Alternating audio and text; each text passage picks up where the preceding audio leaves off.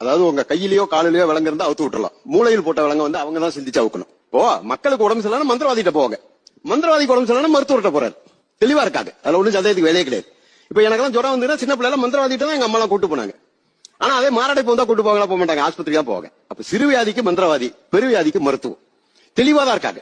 இந்த சிந்தனை மக்களுக்கு வரணும். இப்ப இருந்ததுன்னு சொன்னா நாட்டுல இன்னைக்கு எவ்வளவு பிரச்சனைகள் இருக்கு. நம்ம சரித்திரம் படிச்சிருக்கோம், வரலாறுல படிச்சிருக்கோம். மனிதன் பழைய கற்கால மனிதன், புதிய கற்கால மனிதன், அப்படியே கல் எடுத்து விலங்கு அடிச்சான். அப்புறம் கல்ல வந்து கூர்மைப்படுத்தி அடிச்சான். அப்பெல்லாம் எந்த மந்திரவாதியும் கிடையாது, எந்த சொத்தும் கிடையாது.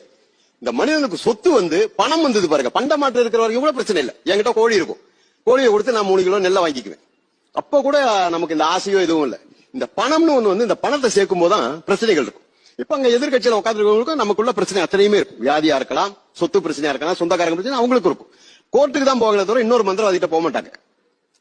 நமக்கு பிரச்சனை ஜோசியர்ட்ட போறோம், ஜோசியருக்கு பிரச்சனை இன்னொரு ஜோசியர்ட்ட போக மாட்டார். ஏன்னு கேட்டீங்கன்னா ஜோசியம் பொய்யுங்கிறது ஜோசியருக்கு நல்லாவே தெரியும். மந்திரவாதிக்கு மந்திரம் படிக்காதீங்க, மந்திரவாதி எல்லாருக்குமே தெரியும். ஏதாவது ஒரு மந்திரவாதி போய் இன்னொரு மந்திரவாதிட்ட, ஐயா உங்களுக்கு என்கிட்ட ஸ்கில் இல்ல.